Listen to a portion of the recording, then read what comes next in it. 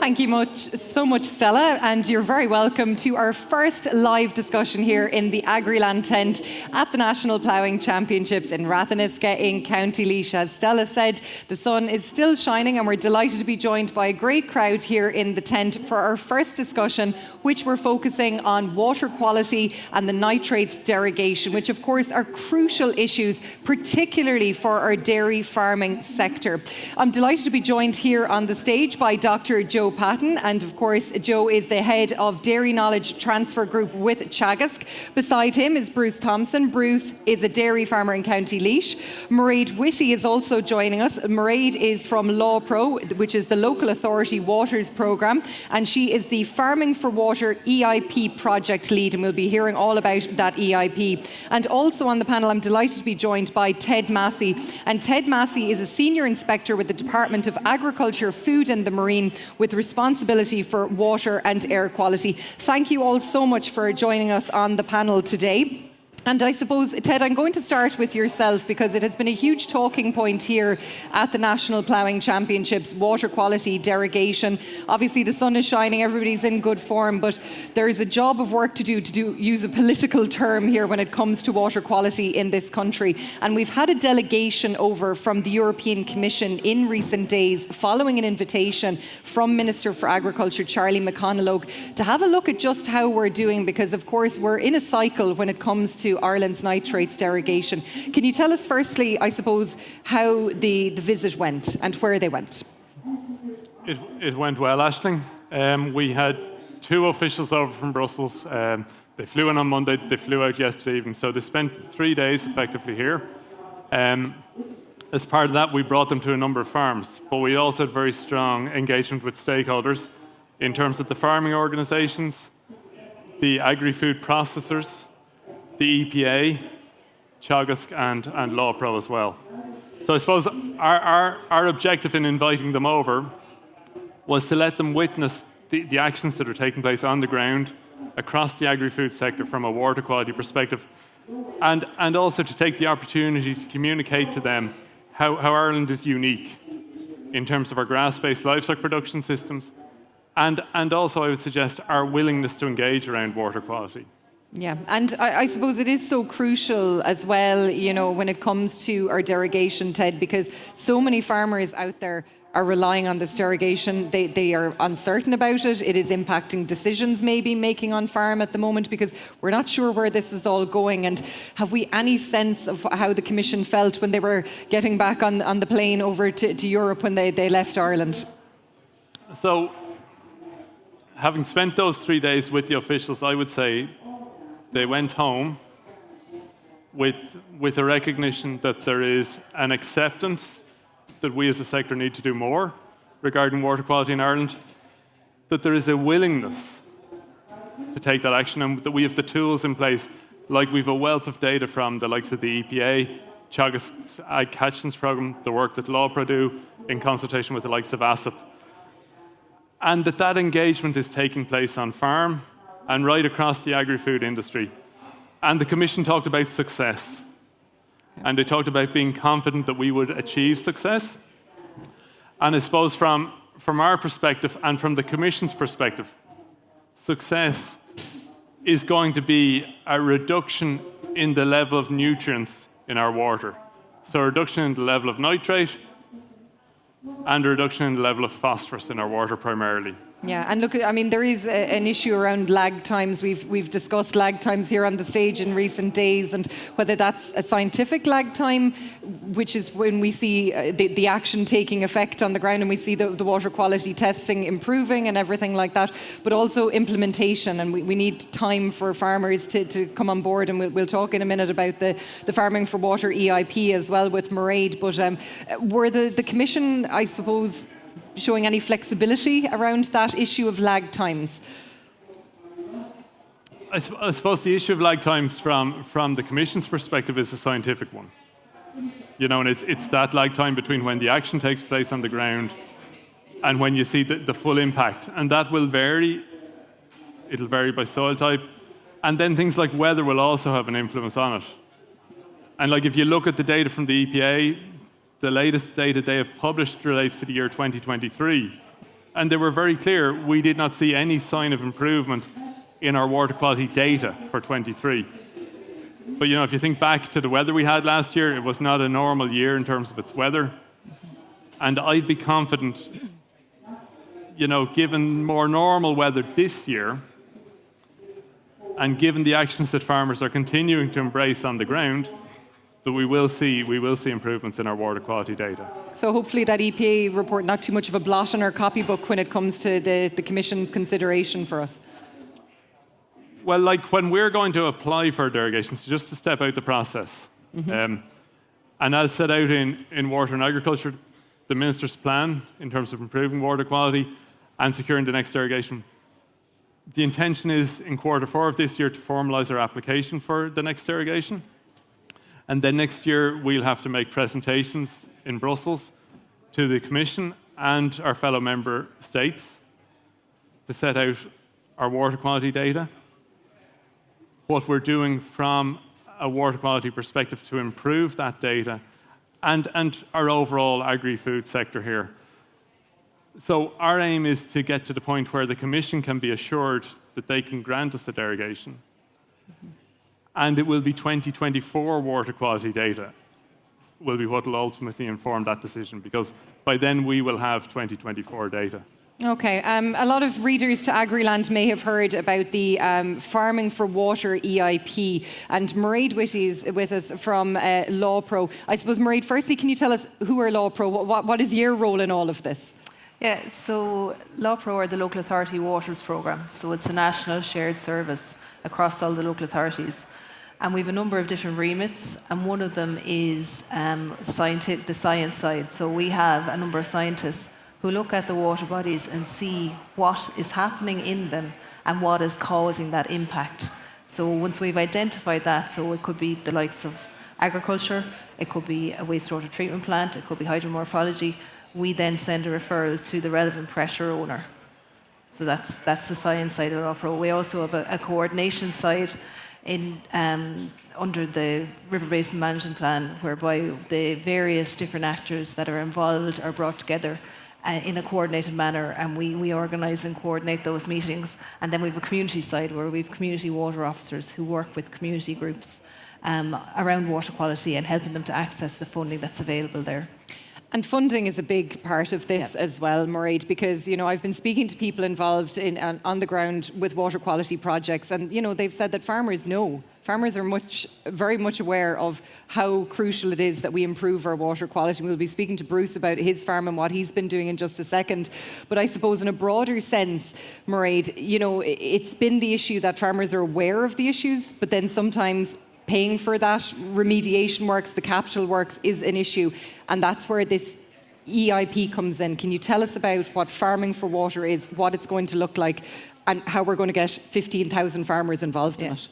So in terms of the Farming for Water project, the areas that have been highlighted as having an agricultural pressure, the ASSIB advisors go out. So that's a team of 50 advisors, 20 from Teagasc and 30 from the dairy processors.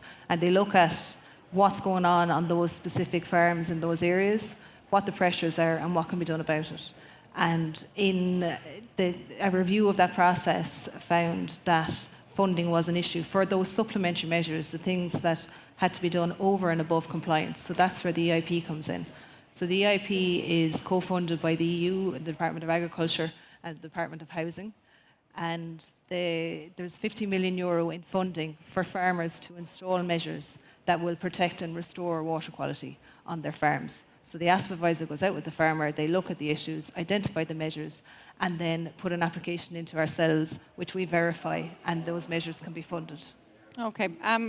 I'm going to bring you in, Joe Patton, here, because I suppose from a Teagasc point of view, the research, but also the engagement, of course, you've a team of advisors up and down the country who are very much aware of the pressures facing farmers, particularly dairy farmers out there. We have to make sure that we're viable, we're competitive, but we're also environmentally sustainable as well. Yeah, absolutely. And I think it's probably important to make the point too that engagement stretches far beyond derogation farms, because I think, as we almost start the discussion here, we've almost narrowed the debate to being water quality versus derogation, when really the effort has to be an industry-wide effort across. There's a lot of non-derogation farms out there too. Obviously, the pressures might be different, and it might be different with different enterprises. So it's something that, from a Teagasc perspective, we're talking about this a lot internally at the moment. That, of course, we have our ASSEP advisors, but that doesn't mean that our dry stock dairy and tillage advisors also don't have a huge role to play in transferring the things and the knowledge that can help people, because oftentimes those are. I think lots of farms have good ambition around this now and really are beginning to understand a lot more about what needs to happen.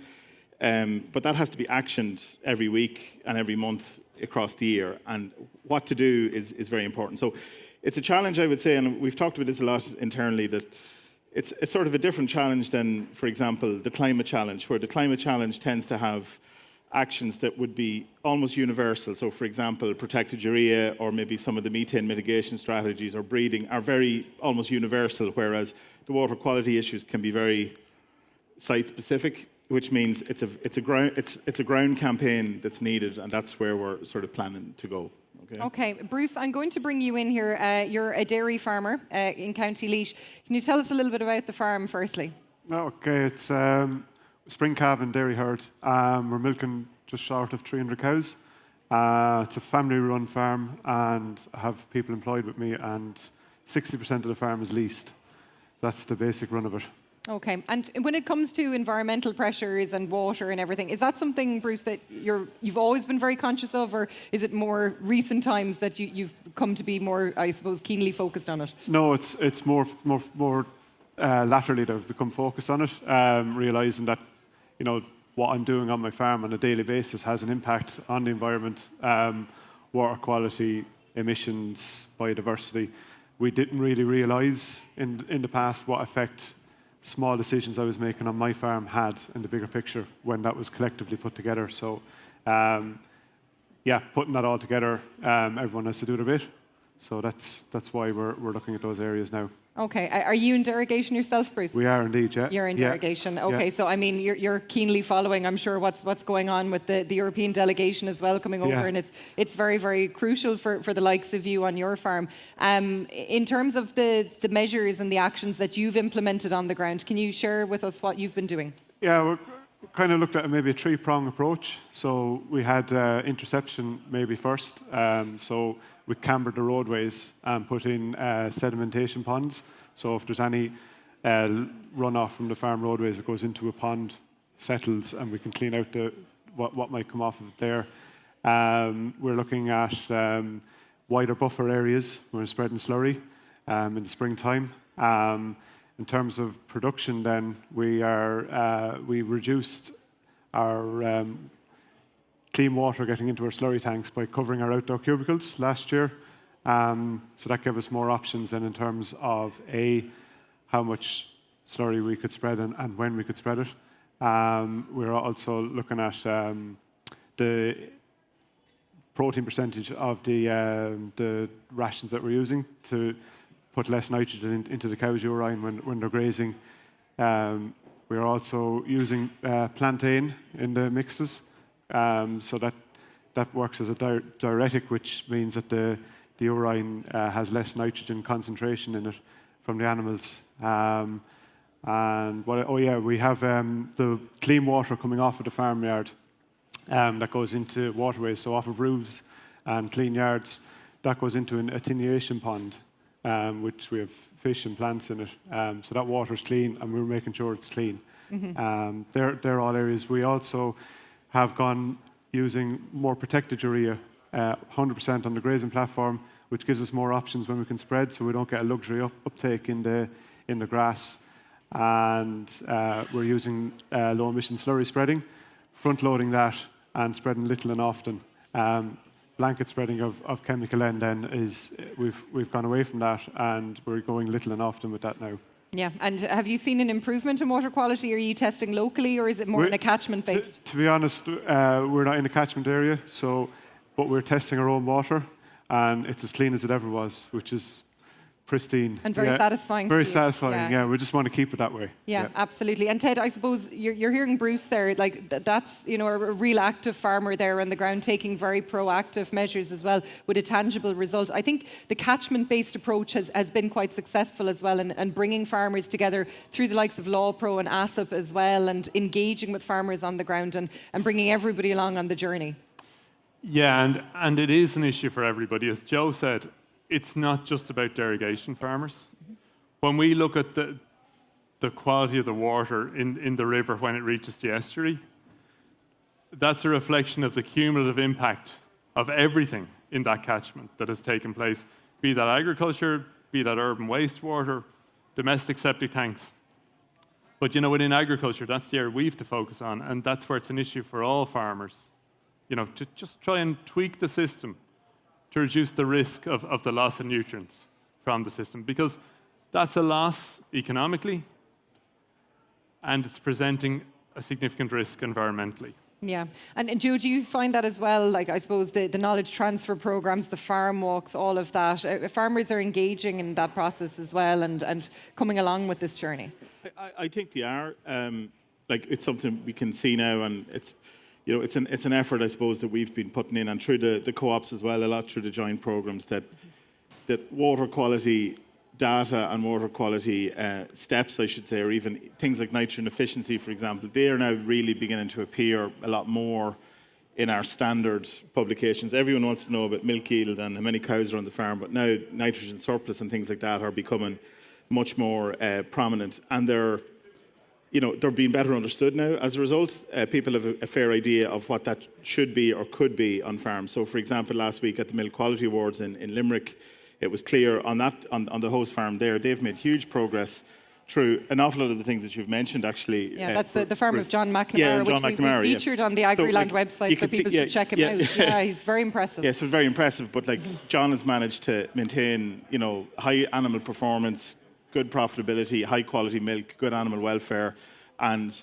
the story around nutrient surplus has gone in the right direction as well. And that Morning Star River flowing through, yeah, you know, absolutely. with good quality. Good, high quality, you know, good status. And so that's very important, that we have to sort of find where the commonality can be. Now, there's no point in saying otherwise. On some farms, it will require investment in time and investment in capital. There's no way around that, really, from a capital cost point of view, from particularly from a storage point of view. But one thing that would sort of concern me a little bit around that is there's a lot of talk about storage, but storage has a habit of filling up.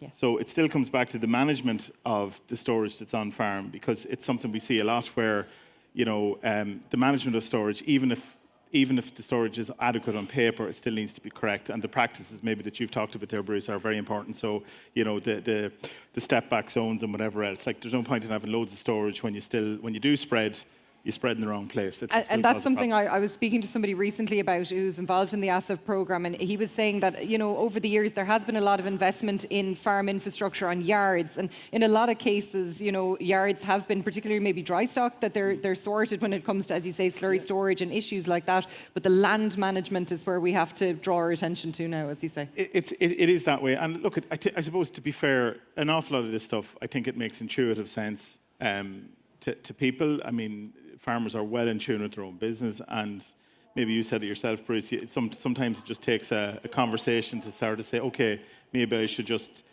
change a few things like this, and it can have an effect and have a beneficial effect. But that's a positive, that there's so many things we can do. But the challenge then means that, you know, as you were saying, Ted, it means that nearly the whole catchment has to get involved.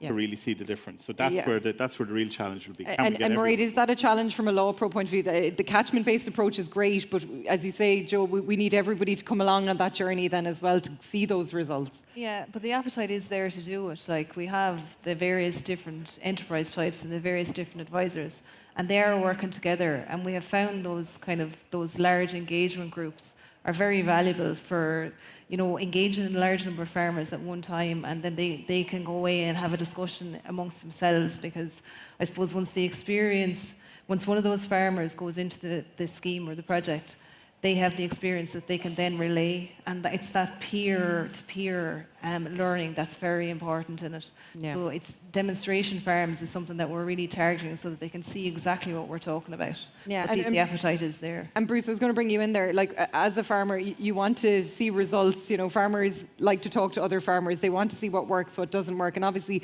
every farmer has their own pressures. They have their own particular issues that are going on. But some are transferable, and you can learn from each other. Like, Yeah, and I suppose, look, it's in no one's interest to see nitrogen leaving our farm. But look, I suppose what we can't see is what's actually happening. So we can't measure what we can't see. So it can be very hard to see results. So when you get into a peer-to-peer learning environment, at least you can share knowledge and convey compassion about what might be happening. Yeah. And look, if we can get information back then, because a report that we see every few years on a main tributary body is not really going to tell us what I'm actually doing on my farm. So it's great to get feedback in terms, we'd like to see money for jam, like really. We want to see what's actually happening. absolutely. And Joe, from a Teagasc point of view, what kind of research is going on in this area, and trying to help farmers along? There's a long-established research program. It's not today or yesterday that this has been that a lot of these issues have been looked at. I mean, if you go back, we have the huge research program in Johnstown Castle, for example, that has looked at a huge range of areas in terms of nitrogen efficiency of uptake, the effect that soil fertility can have on nitrogen efficiency and losses. You've got the Ag Catchments program as well, running across 6 catchments across the country, and that's looking at that. That's proof of concept really on the terms of the intervention at a catchment level, and also to maybe from a livestock perspective, yes, certainly a lot of work in Moore Park in terms of looking at what can we do to reduce the nitrogen surplus, because nitrogen surplus on farms, I'd agree that it can be tricky enough to, for example, if it was something as simple as cell count or milk protein or something, there's a change on your own farm within a period of time that you can look at.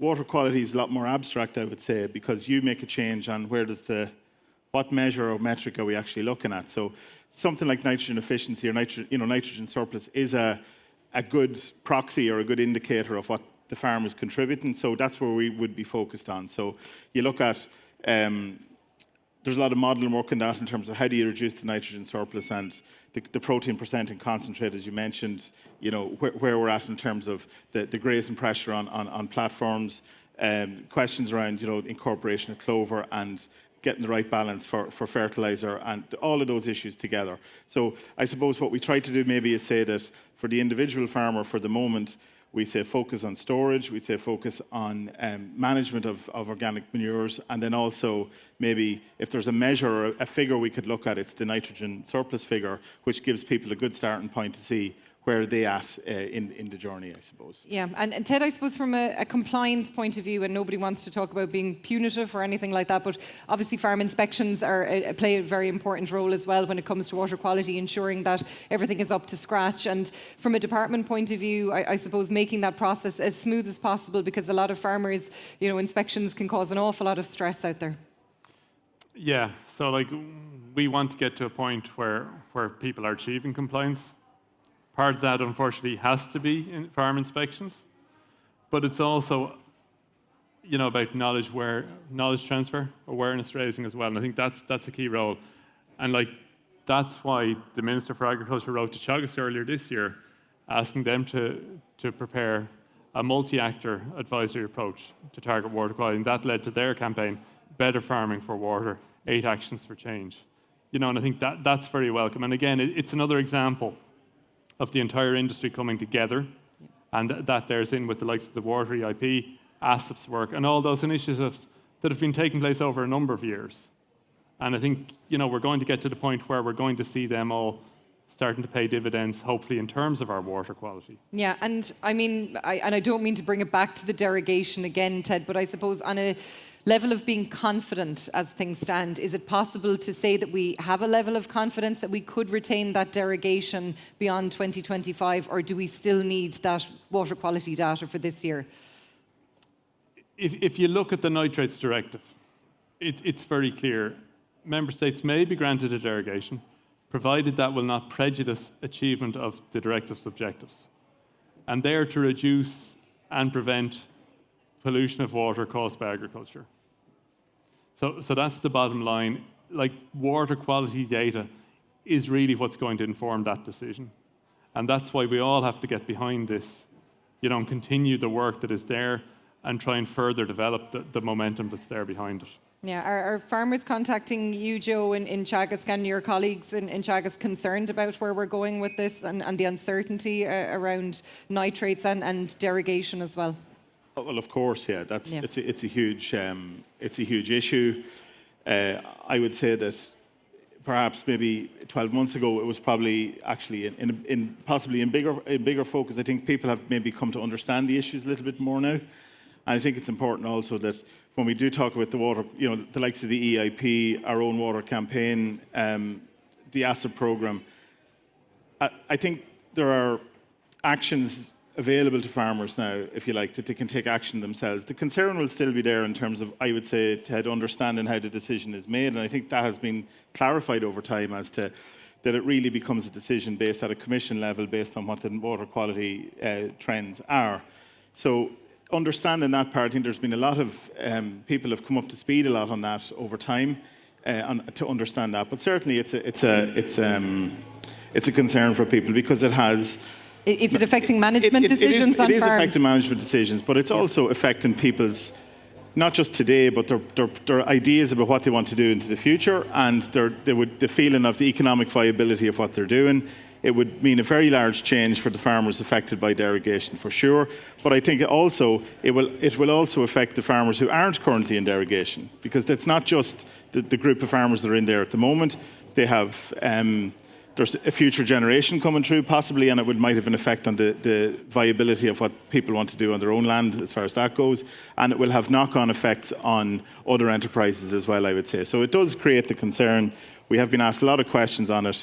But I suppose our focus really now, having gone through that process of the uncertainty and all the rest of it, we're trying to push the focus back more now on actions. Yes. That farmers and agriculture owns our part of the problem. We acknowledge our part of the problem and we try and do something about it in a collective way. Okay, well, I think that's a good place to wrap up. Thank you so much to Dr. Joe Patton, of course, the head of the Dairy Knowledge Transfer Group with Teagasc. We've also been joined on stage by Bruce Thompson, a dairy farmer in County Laois, Mairead Whitty from LawPro, and, of course, Ted Massey from the Department of Agriculture, Food and the Marine is a senior inspector there with responsibility for water and air quality. Now, we're going to join Stella Meehan, Agriland editor, with a very special guest here in the Agriland tent.